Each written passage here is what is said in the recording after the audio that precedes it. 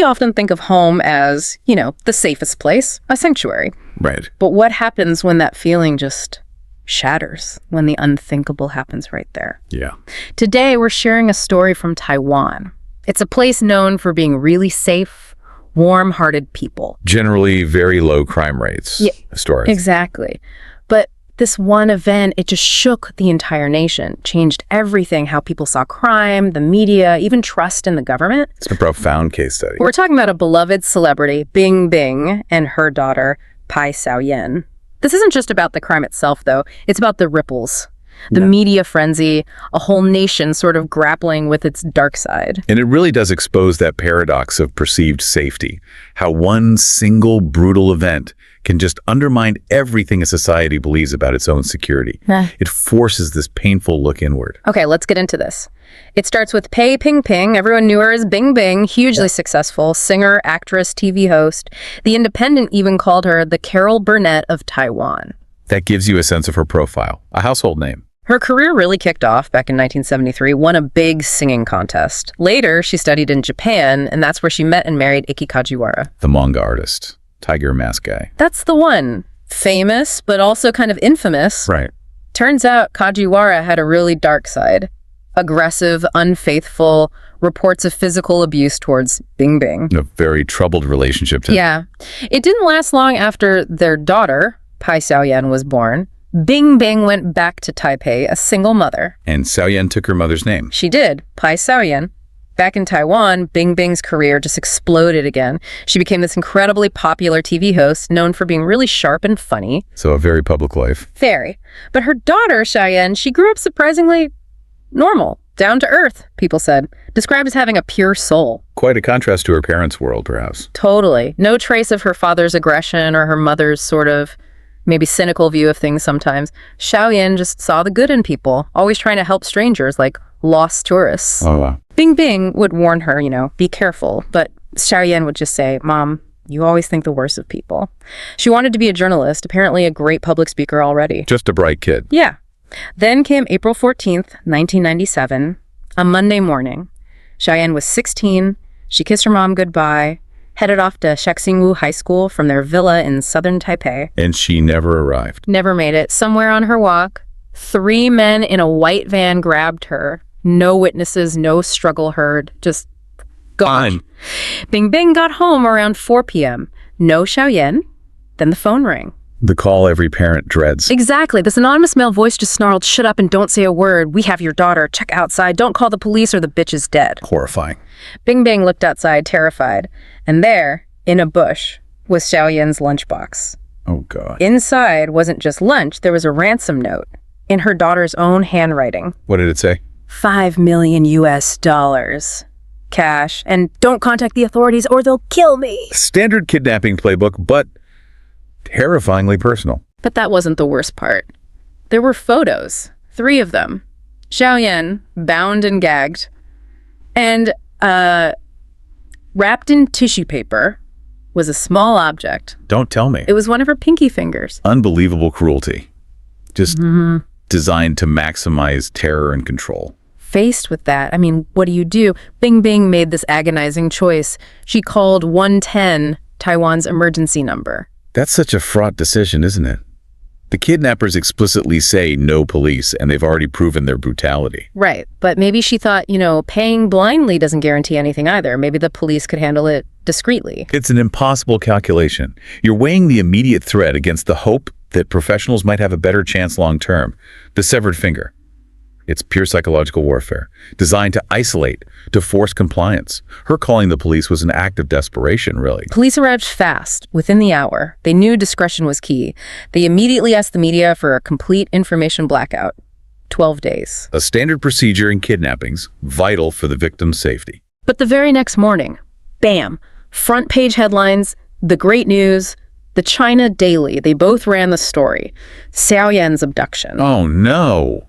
They knew the risks, surely. They absolutely knew. But the competition between those papers was fierce. Neither wanted to get scooped, not on a story this big involving Bing Bing. Even knowing it could cost the girl her life. Yeah.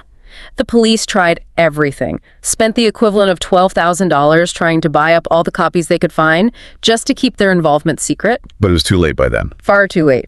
Journalists swarmed Bing Bing's house, cameras, microphones everywhere. It completely compromised the investigation. It's a catastrophic ethical failure by the media. They didn't just report the news. They actively interfered, becoming almost like unwitting accomplices. They escalated the danger immeasurably. The kidnappers were furious. They called Bing Bing again on the 16th, and she could hear Xiao-Yen in the background reading the day's headlines about her own kidnapping. How incredibly cruel and terrifying for Xiao-Yen. Then came the ransom drops.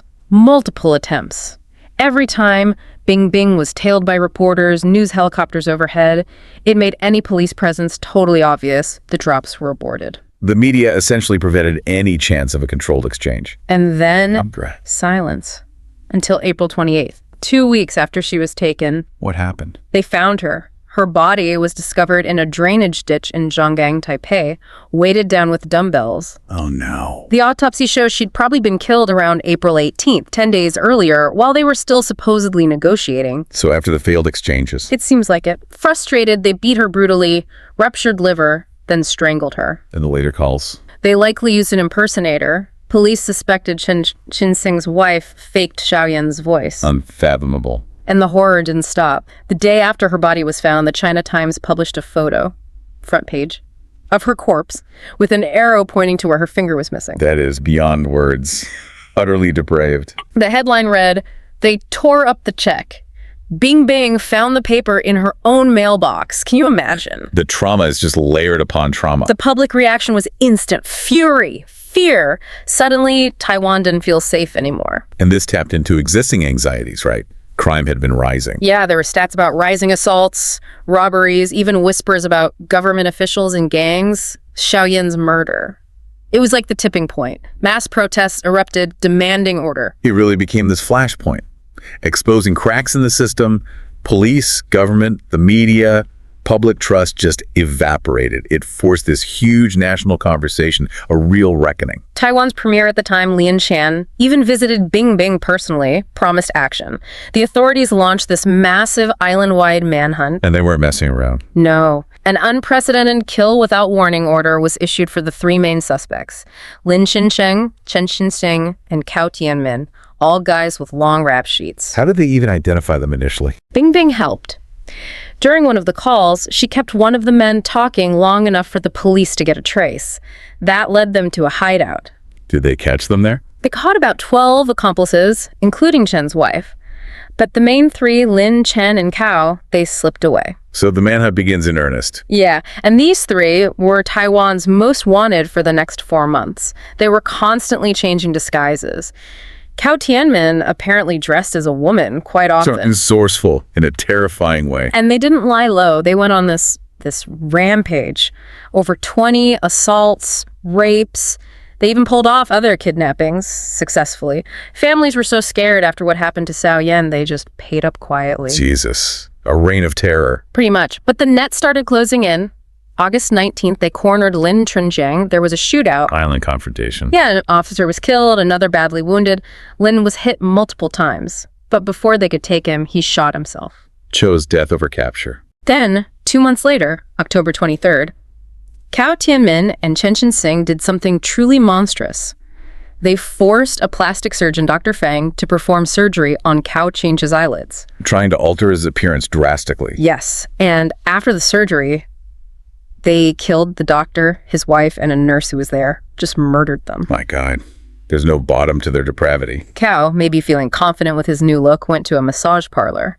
But an officer recognized him anyway. Short police work. Very. Yeah. Cao was cornered, and just like Lin, he shot himself rather than be captured. The media, again, splashed gruesome photos of his body on the front pages. Leaving only Chin-hsing. The last man standing. And Chen seemed to almost enjoy the notoriety. His face was everywhere. But with his partners gone, maybe he started feeling the pressure, got scared, decided he needed leverage. What did he do? November 18th, he broke into the home of Colonel McGill Alexander. He was the South African military attaché in Taipei, basically a diplomat.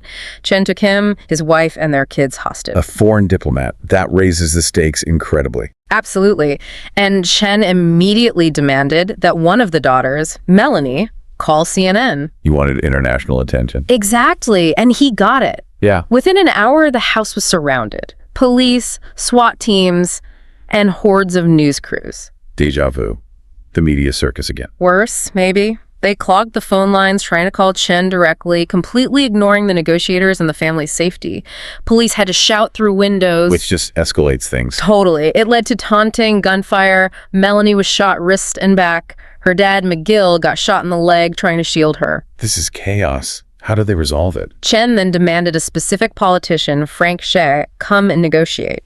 He wanted his wife and brother-in-law released in exchange. Did Hsieh go in? He did. Showed incredible courage, went right into the house, started talking to Chen, built some rapport. He managed to get the wounded McGill and Melanie released first. Thank God. But even then, the scene outside was chaos.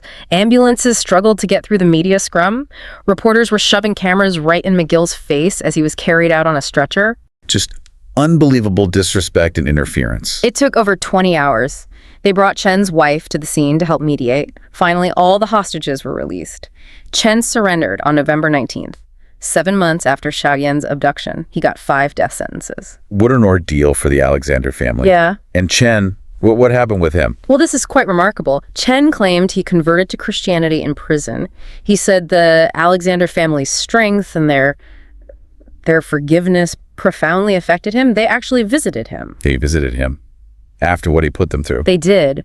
Whether Chen's conversion was genuine, who knows? Could have been manipulation. But the Alexanders offering forgiveness, that's an incredible act of resilience. It really makes you think about the capacity for forgiveness, even in the face of pure evil. Yeah. Chin-hsing was executed on October 6th, 1999. So the immediate horror ended there. But the legacy. Ooh, the legacy was huge. Massive public criticism of the police, the government, and especially the news media for all the failures. Heads had to roll, presumably. They did. Premier Lien Chan, several other ministers resigned. But there were positive changes too. Taiwanese law enforcement completely overhauled their tactics, learned hard lessons, and today Taiwan is ranked like the 2nd safest place in the world. A stark turnaround driven by tragedy. And the media, those 8 black-hearted media outlets, as the public called them, faced huge condemnation. No journalists were prosecuted, but new guidelines were put in place to hopefully stop that kind of media frenzy interfering with a crisis ever again. Some measure of accountability, at least. And Bing Bing, she was completely transformed, retired from entertainment, poured her energy into the Swallow Foundation. What does that do? It advocates for capital punishment, which is controversial, but also supports victims of crime. She found a new purpose, but the pain, it clearly never went away. Just a few years ago, in 2020, she sued someone over a cruel social media comment about Hsiao-Yen's death. Decades later, still raw. Yeah. And heartbreakingly, her attempts to have another child through IVF later in life were unsuccessful. Just immense, enduring sorrow. So, the Pai Hsiao-Yen incident. It wasn't just one family's nightmare. It fundamentally reshaped Taiwan's legal system, its politics, its media landscape. So many hard lessons learned about responsibility, safety, accountability. It really forces us, even now, to look at how a single awful event can make an entire society confront its deepest values. It asks that tough question. What structures, what responsibilities, both individual and collective, do we need to strengthen to prevent these kinds of devastating failures from ever happening again? Thank you for joining us on this deep dive into what is truly a harrowing story. If you find these explorations compelling, please do support our channel, Horror Docx. Like the video, share it, subscribe. It really helps us keep bringing you these in-depth looks. Your support means a lot. Until next time, please stay safe.